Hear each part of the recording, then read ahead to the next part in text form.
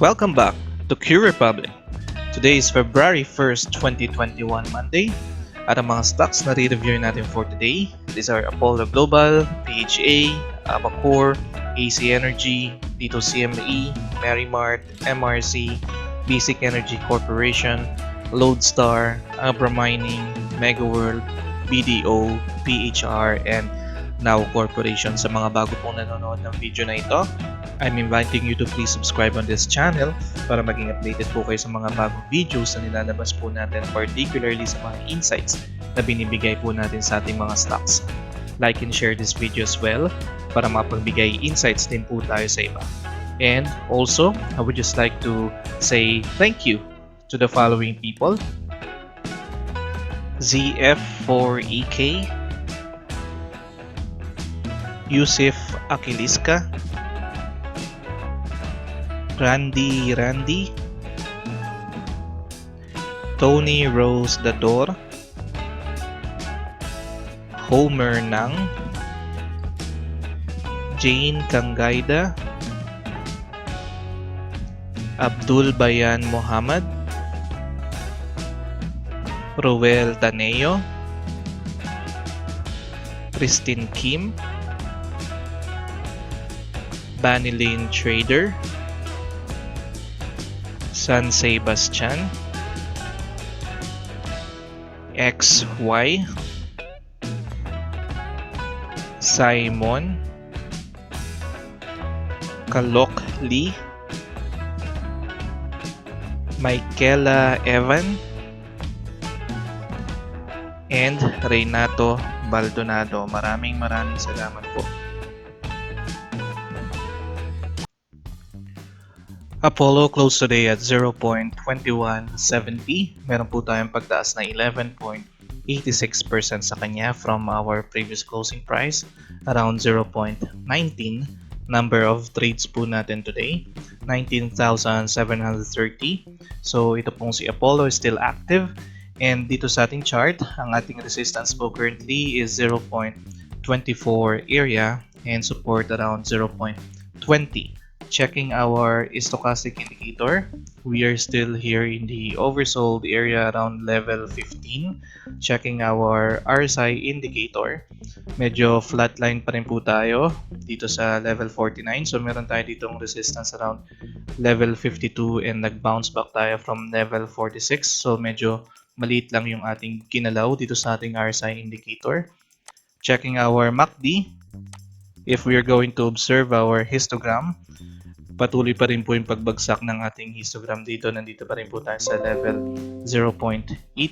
Therefore, wala pa rin po tayo makitang sign na pag-cross up na itong ating blue line or nitong ating momentum dito sa ating MACD indicator. So, overall, we can still conclude that itong si Apollo, mahina pa rin po yung ating momentum sa kanya. Ang ating green flag lang na natitira dito is yung ating number of trades, 19,730. Pero if you are going to observe yung ating volume, mostly puro selling volume na po yung nangyayari dito kay Apollo, and nauntog po tayo dito sa ating resistance na 0.24 kung nasaan yung ating itong blue line, moving average 20 and ating moving average 9. So ito po yung ating strong resistance currently. So same treatment pa rin po yung makikita natin dito kay Apollo. Wala po tayong momentum, and yung pinaka strong support po natin is dito sa moving average 50 or moving average 100 around 0.14. So wag po tayong bibili dito more than 0.20 area. Safe side po natin is 0.17, maximum hanggang 0.14. So check niyo po maigi yung magiging options natin for Apollo Global. PHA closed today at 2.32. Meron po tayong pagtaas na 22.11% sa kanya from our previous closing price around 1.90. Number of trades natin 8,280. And currently dito sa ating chart, meron tayo ngayong resistance around 2.55 area. And yung ating support currently is dito sa 2 peso area. So medyo close muna natin itong ating mga previous supports. And let's also check our stochastic indicator today. Meron po tayong pag-bounce back from the oversold area, nandito tayo ngayon currently sa level 41. Pero kung titingnan natin, medyo malayo pa po tayo dito sa ating higher level dito sa ating stochastics. Checking our RSI, meron din po tayo makikitang pag-bounce back sa kanya. Pero recently or previously, meron po tayo ditong parang resistances around level 61 and level 67. So nasa mababang level pa rin po tayo ni RSI indicator. Checking our MACD, yung ating blue line still naka-cross down and yung ating histogram medyo on the downward movement pa rin. Nandito po tayo ngayon sa level negative 0.10. So we can still conclude dito kay PHA na mahina pa rin yung ating momentum sa kanya, though nagkaroon tayo ng bullish candlestick today na nabasag itong ating moving average 20, pati na rin yung ating moving average 9. Pero we can actually expect that by tomorrow we will have another selling candlestick dito. Let's try to measure yung taas na ginawa natin today from this candlestick from our previous closing price. So meron siya kagad na 24% gain. So sa mga traders, definitely they're going to take that profit tomorrow. And besides, meron tayong mga ino-observe na mga lower highs dito kay PHA. So apparently, we can still consider itong klaseng candlestick na parang pang-exit sa mga naipit dito sa higher level. However, meron pa rin naman yung mga 20 to 30% na chance na pwede pa rin magtuloy, pero napakababang chance lang nun dahil yung mga indicators natin still shows that mahina yung ating momentum sa kanya. So yung pinaka safe side pa rin natin dito kay PHA if you want to accumulate shares or pumasok sa kanya will be around 1.65 kung nasaan. Ito po yung ating moving average 50. Sooner or later is pupunta po dito sa level ng 1.65. So check nyo po maigi yung magiging options natin for PHA. Abacor close today at 1.35. Meron po tayong pagtaas na 50% sa kanya from our previous closing price. Around 0.90 number of trades, 16,410. Dito po sa ating chart, meron tayong resistance around 1.40 and support around 1.16. Checking our stochastic indicator, meron po tayong pag-bounce back from the oversold area. And currently, nandito tayo sa level 55. Checking our RSI, meron din po tayong pag-bounce back and currently nasa level 65 din. More on the overbought area po tayo dito sa ating RSI indicator. And checking our histogram, meron po tayong, or checking our MACD, meron po tayong pag-cross up ng ating blue line and yung ating histogram already bounce back dito sa ating upside, dito po sa ating MACD. Understanding the chart, meron po tayo ngayon pag-bounce back ng ating market dito po kay Abacor. So very bullish po yung ginawa nating candlestick today. Yung low natin is around this 1.03. Kung nasaan yung ating moving average 9 is nandito po. And currently, meron tayo ditong matinding resistance around 1.40. And the number one reason kung bakit meron po tayong pag-bounce back kay Abacor today is this one. Yung subsidiary po ni Abacor na si Pride, meron po siyang subsidiary na si Philstar Development Bank Incorporated. Meron po silang jointly filing with Squidpay for an application of digital banking license. So meron po silang catalyst today. That's why meron tayong pagtaas kay Abacor today. And kung titingnan nga ulit natin yung ating MACD, meron tayong pag-cross up sa kanya and nasa upside na naman po itong ating momentum dito kay Abacor. Kaya lang, we still have to be careful kasi kung susukatin natin itong candlestick natin today, for those traders na nakabili po dito sa ilalim, meron na po silang 30% gain that they can take out by tomorrow. And yun nga, meron tayo ditong previous resistance dito kay Abacor. Pero kung magtutuloy-tuloy naman yung magandang momentum ni Abacor, there is a chance na mabasag natin tong 1.40.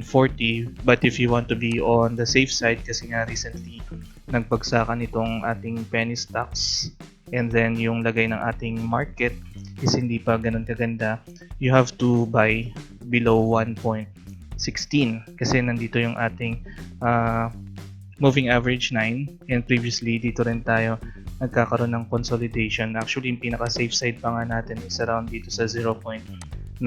So kung wala tayong bodega dito sa ilalim, might as well wait for the pullback bago po tayo bumili dito kay Abacor. Pero if you really want to join Abacor, might as well do have like a test buy muna para just in case hindi siya magtuloy, pwede kagad tayo makapag-cut loss sa kanya. So be very careful lang po kung papasok tayo dito kay Abacor. So check niyo po maigi yung magiging options natin for Abacor.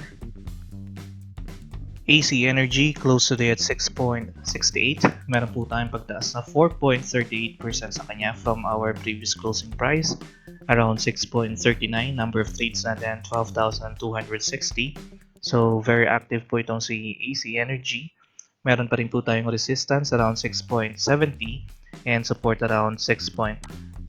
Checking our stochastic indicator. Patuloy naman po yung pagtaas ng ating momentum sa kanya. Currently, nandito tayo sa level 58. Checking our RSI indicator, same thing yung makikita natin. Nandito tayo sa level 51. Pero we have to notice that meron tayo dito parang resistance around level 55. So yung ating RSI indicator is nasa mababang level pa lang. Checking our MACD, we are still on its cross down and yung ating histogram is nasa mababang level pa rin. Nandito tayo sa negative 0.11. So overall, mahina yung momentum na nakita natin dito kay AC Energy. And kung papansinin po natin yung chart, yung candlestick na ginawa natin today, nandito po siya. Nablock siya dito ng ating moving average 9 and moving average 20 and dito tayo maraming resistances na nakikita. So from January 12, lagi lang po tayo dito nabablock hanggang dito sa 6.70 and if we're trying to measure this candlestick na ginawa po natin today, meron tayong 10% gain. So probably by tomorrow, for those who had number of shares na nakuha dito sa ilalim, pwede silang mag-profit taking by tomorrow. So mahina pa yung ating momentum dito kay AC Energy. 70%, 70 to 80% di po natin mababasa ditong 6.70 and probably by tomorrow mag-close tayo dito near the 6.20. So yung pinakamagandang accumulation stage pa rin dito kay AC Energy is around this one, 5.79. So kung saan nag-retouch po tayo noong January 29. There's a possibility that in the coming trading days mag-retouch po ulit tayo dito sa 5.70 area. So dito po yung magandang accumulation stage sa kanya. So check niyo po maigi yung magiging options natin for AC Energy. Dito CME close today at 12.50. Meron po tayong pagtaas na 4.17% sa kanya from our previous closing price, around 12 pesos. Number of trades natin 10,600. Still very active po itong si Tito CME and yung observation nga po natin sa kanya is laging nasa 10,000 yung average ng ating traders kahit na nagko-consolidate lang tayo dito kay Tito CME. Dito po sa ating chart, same resistance po tayo 12.75 and same support 11.60. Checking our stochastic indicator, makita naman natin na nandito na tayo ngayon sa overbought area. Yung ating mga lower highs na na-observe sa kanya, meron pag-spike up and then ngayon nabasag na naman natin itong ating lower high sa kanya. Pero maganda na yung takbo ni dito ngayon. Nandito na tayo sa overbought area natin. Let's double check our RSI. Dito kay RSI, wala pa naman. Nandito tayo sa level 61. Then we have to watch out this area kasi dito tayo nagkakaroon ng resistance sa kanya sa level 64. Checking our MACD. Yung MACD natin still naka-cross down and yung histogram natin, although nagde-descend siya or nag-ascend actually papunta dito sa upward, pero nandito pa rin siya sa downside, nasa negative 0.16 pa rin tayo. So we can still say na matindi pa rin yung ating resistance dito sa 12.70. However, meron na kasi tayong magandang sign sa kanya na meron tayong nabubuong momentum and currently yung trades naman natin is consistent sa kanya. Lagi tayo nasa average ng 10,000 pero yung problema lang natin dito is yung volume. So meron tayong bullish candlestick. Kung ikukumpara natin sa mga previous candlesticks kung saan nabablock tayo, mga selling candlesticks to or mga bearish candlesticks. So there's a chance din na mabasag itong 12.70 area, pero kung di tayo nakapag ipon ng shares dito around 11.60, be cautious lang. There's still a chance na ma-block tayo dito and then bumaba pa tayo dito sa 11.60 area. So dito pa rin yung better or best accumulation stage kay dito CME 11.65 below. So check niyo po maigi yung magiging options natin for dito CME. Merrimart close today at 6.36. Meron po tayong pagbaba na 3.64% sa kanya from our previous closing price. Around 6.60, number of trades natin 8,310. So less active po itong si Merrimart. And currently, bumaba na naman po yung ating level dito kay Merrimart. Meron tayong ngayong bagong support and resistance into its lower level. 6.46 for the resistance and support around 6.18.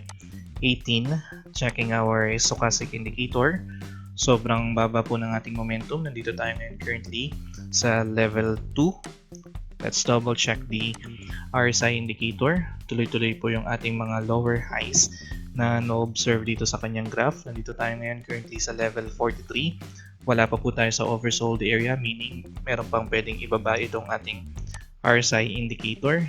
Checking our MACD, we are still on its cross down. Itong blue line natin and yung ating histogram, patuloy pa rin po yung pagtusok dito sa ating downward side ng ating histogram. Nandito tayo ngayon sa level negative 0.19.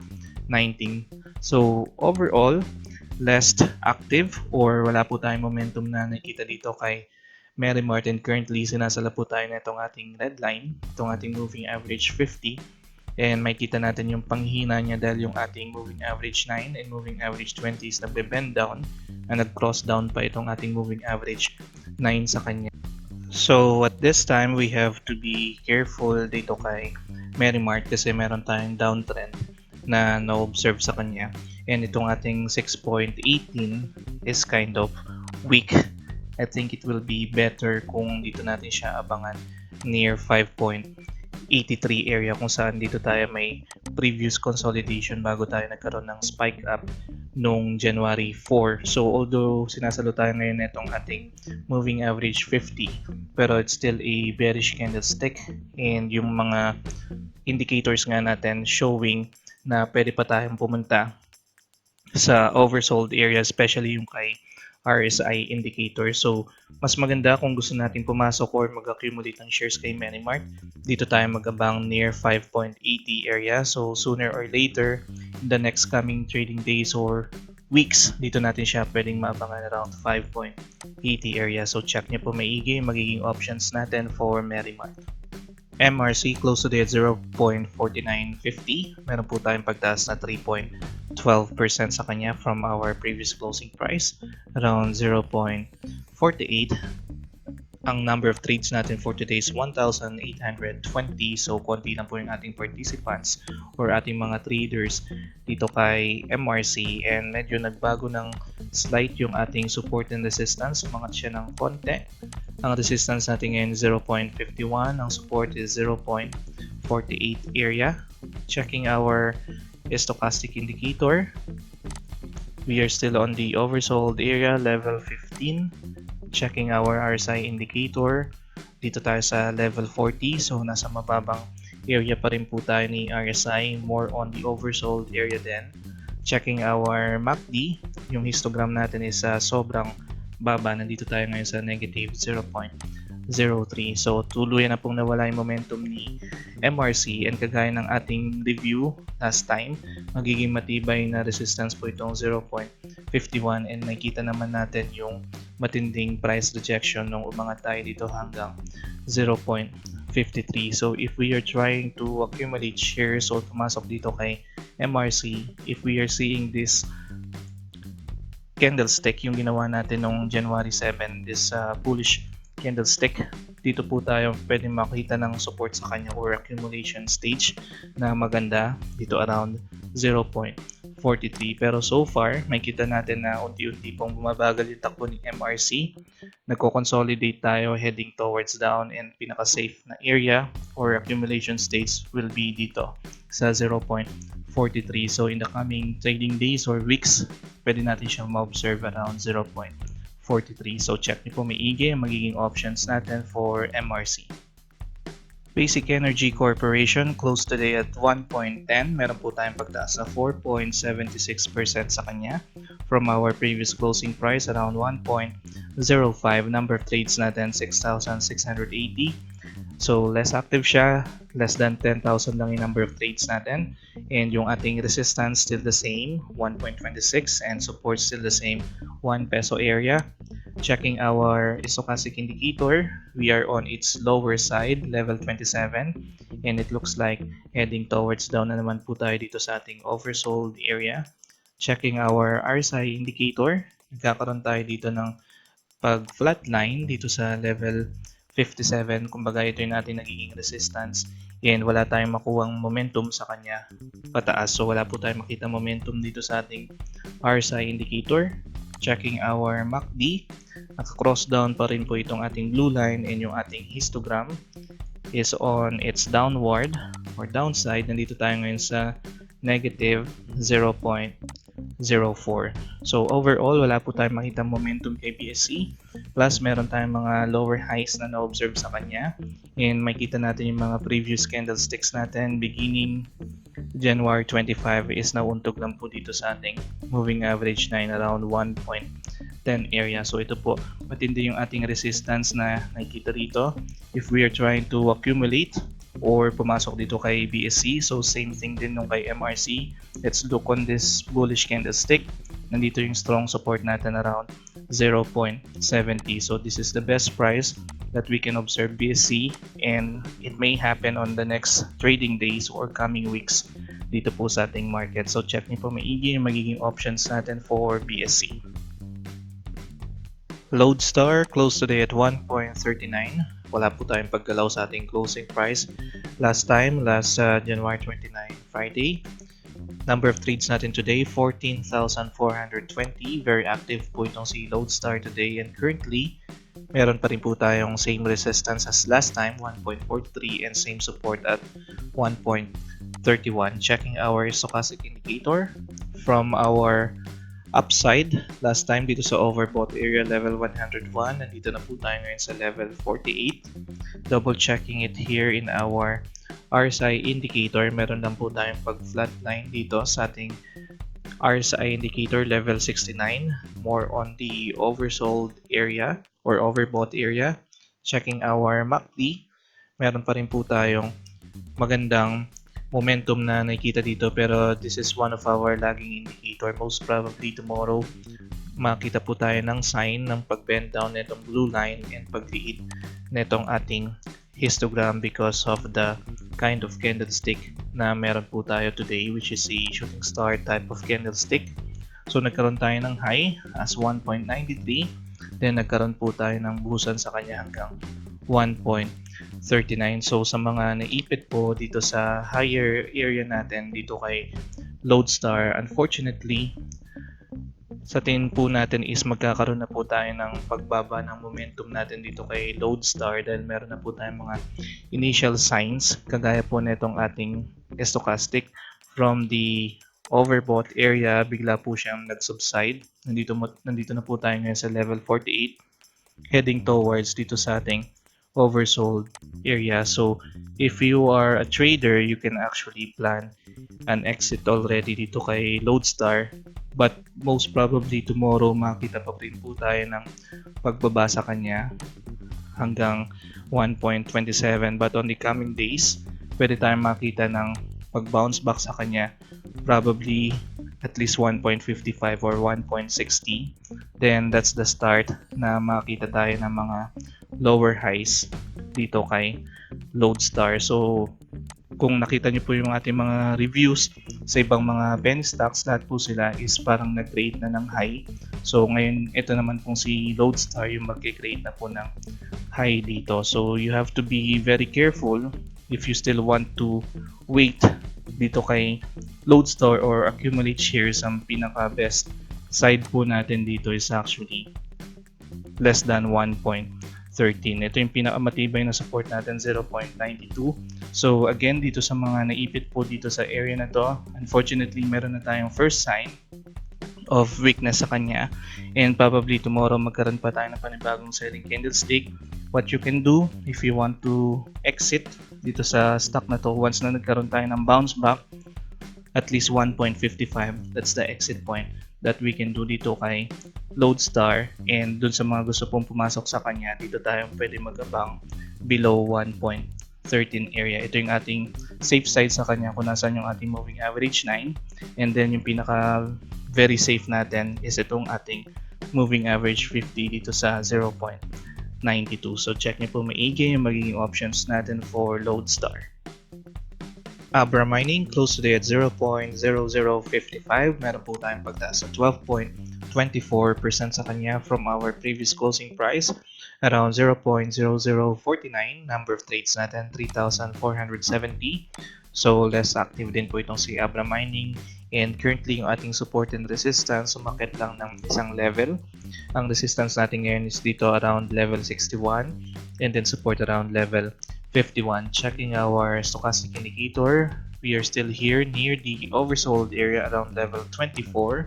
Checking our RSI, meron po tayo ditong pag-flat ng line around level 54. So namatay po yung ating momentum dito sa ating RSI indicator. And checking our MACD, naka-cross down pa rin po itong ating blue line dito sa ating red line, and currently yung ating histogram is nasa downside around negative 0.002. So wala po tayong momentum at all dito kay Abra Mining, and same thing ng review natin last time, in the coming days or trading weeks pwede po natin ma-observe si Abra Mining na bumaba pa dito further dito sa 0.0038, kung nasaan ito po yung ating moving average 50, yung ating nagiging support dito sa line na to. So dito po yung pinaka best price na pwede nating makuha si Abra Mining if we are trying to accumulate or pumasok po dito kay Abra Mining. And as what you can see from January 21st up until today, ito po yung ating nagiging resistance, strong resistance dito around 0.0061. So chances are pwede natin siyang maabot tomorrow, but that would be the maximum. So pwede tayong mag-close dito tomorrow, but on the coming days pwede tayong maka-observe ng panibagong selling candlestick, then magko-consolidate tayo hanggang sa bumaba na po tayo dito sa 0.0038 because nawala na po yung ating momentum sa kanya, and nag-form na po tayo ng ating highest peak sa kanya dito around 0.0130. So check nyo po maigi yung magiging options natin for Abra Mining. Mega World close today at 3.88. Meron po tayong pagtaas sa 1.57% sa kanya from our previous closing price, around 3.82, and number of trades po natin 1,440. Less active lang po itong si Mega World, and currently ang ating resistance dito is around 3.91 and support around 3.82. Checking our stochastic indicator, nandito po tayo sa mababang level 32, more on the side of the oversold area. Checking our RSI, meron po tayo ditong parang nagiging resistance around 46, pero kung mag-aaralan po natin yung RSI natin, meron din tayo nakikita mga lower highs dito sa graph niya. Pero ang maganda sa ginagawa ng ating market dito kay Mega World is nag-i-spike up po siya bago po siya mawalan ng momentum. So kumbaga parang meron tayong mga participants or mga supporters dito kay Mega World. So kailangan lang natin siyang makita dun sa pinaka best price para mag-accumulate tayo ng shares sa kanya. Anyway, dito po sa ating MACD, naka-cross down pa rin po itong ating blue line, and yung ating histogram is still nandito pa rin po sa pinakamababa natin around 0. Or negative 0.05. So pwede tayong magkaroon ng support dito. Nakikita natin na ito yung pinakamababa natin noong January 27, and medyo nababawasan naman yung downside natin dito sa ating histogram, pero we are still on its lower level. So wala tayong momentum na makita dito kay Mega World, and makita natin nagkakaroon tayo ng strong resistance ngayon since January 26 up until today dito sa ating moving average 50 around 3.90. So chances are by tomorrow is mablock tayo dyan and bumaba ulit tayo dito sa 3.70 area on the coming days. Then magkaroon ulit tayo ng pag-bounce back and then hanggang matouch natin tong hanggang 3.66 area. So ito yung ating best price na pwedeng makuha si Mega World. Dito tayo pwedeng mag-accumulate ng shares sa kanya. Possible kasi magkaroon tayo ng retest dito sa area to or even lower dito sa 3.60. But if we are trying to accumulate shares, pwede na dito sa around 3.67. Then pinaka-best ba dito sa 3.60 area. So again, wala tayong momentum. Yung volume natin is maliliit lang. Yung number of trades natin or participants is konti lang. And then meron na nga tayong mga lower highs na na-observe sa kanya. Pero tatlong green candlesticks naman tong nakikita natin sa kanya. Hopefully, hindi na tayo magtuloy ng downward movement pa. Hopefully hanggang 3.67 na lang, then magkaroon na tayo ng bounce back dito kay Mega World. So check nyo po maigi magiging options natin for Mega World. BDO close today at 104 pesos. Meron po tayong pagtaas sa 3.28% sa kanya from our previous closing price around 100.70. Number of trades natin 5,190. So less active lang. Less than 10,000 lang yung trades natin kay BDO for today. And yung number of trades natin or dito sa ating chart, meron po tayong resistance around 105 area and support around 101 peso area. Checking our stochastics from the oversold area, nagkaroon po tayo ng pag-bounce back pero nasa mababang level pa rin tayo. Level 28. Checking our RSI indicator. Ganun din po yung nakita natin sa kanya. Pero meron tayo ditong parang nagiging resistance around 46 or even dito sa area na to around 51. So mababang level pa rin po tayo dito sa ating RSI. Wala tayong momentum na makita. Checking our MACD, naka-cross down pa rin po itong ating blue line. And yung ating histogram, nandito pa rin po sa ating downside dito sa negative 1.20. Meron tayong ditong parang pinaka-downside niya around negative 1.77. So if magpapatuloy po yung ating panghihina or weakness dito kay BDO, pwede pa tayong bumaba dito further around negative 1.77. So understanding the chart of BDO, previously meron po tayong nakikita dito mga higher lows sa kanya and pumasok naman po yung ating candlestick today dito sa ating trend na na-observe dito kay BDO. Pero currently kasi wala pa rin tayong momentum na nakikita sa kanya. So chances are baka mauntog pa rin tayo dito sa 105 area. Baka mablock pa rin tayo sa kanya. Or if ever man, dito tayo magkaroon ng blockade around 107 kung nasaan yun itong ating mga moving average 9 and moving average 20. So, same thing pa rin yung pwede natin ma-observe dito kay BDO. Pwede pa rin tayong maka-experience ng another retest dito sa 99 peso area.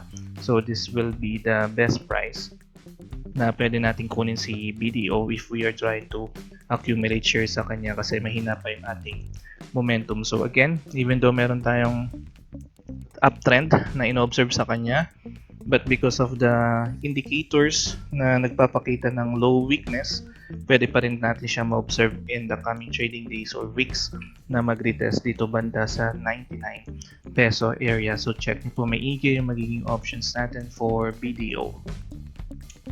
PHR close to the 2.56. Wala po tayong ginalaw sa kanya. Same closing price po tayo last Friday, January 29. Number of trades natin, 754. So very less active po siya. Less than 1,000 lang yung ating traders.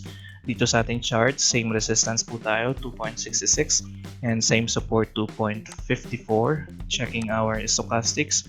We are still here in the oversold area, level 20. Checking the RSI indicator, nasa mababang level din po tayo, level 37. Although meron pa tayong pwedeng ibaba pa sa kanya further dito sa may bandang oversold area. Checking our MACD, mahina pa rin po yung ating momentum. And previously, meron tayo ditong pinakamababang level around 0.09. So far, nasa negative 0.06 pa lang tayo. So if ever magpatuloy siya sa kanyang weakness, pwede pa tayong bumaba further dito sa negative 0.09 area. So now, understanding the chart ni PHR, meron pa rin po tayo nakikita mga lower highs sa kanya. And currently, mga candlesticks natin are trading below the moving averages na makikita natin itong mga colorful lines na nandito. So, makikita natin yung week na ginawa natin noong January 27, bumaba tayo hanggang 2.34 area. This will be the best price or accumulation stage na pwede nating ma-observe si PHR. Although, pwede pa siyang bumaba pa further dito sa 2.12. Pero as early as this stage, pwede na mag-accumulate sa kanya once na bumalik yung kanyang strength is pwede tayong magkaroon ng bounce back. Pero be cautious lang kasi pwede pa nga tayong bumaba further dito sa 2.12. So once na natatouch na ng ating mga candlesticks itong ating 2.30 area, we have to re-evaluate kung magiging strong na ba siya or tutuloy pa tayo dito further sa 2.12 area. But for now, overall, wala po tayong makitang strength dito kay PHR. So i-avoid po muna natin pagpasok kay PHR. We can just resume once na makita natin na natatouch na itong 2.30 area. So check niyo po maigi yung magiging options natin for PHR.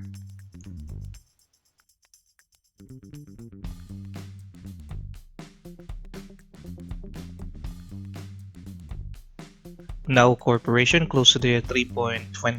May pagtaas po tayong 2.89% sa kanya from our previous closing price around 3.11. Number of trades natin na 1,080. Less active lang po itong si Now Corporation for today.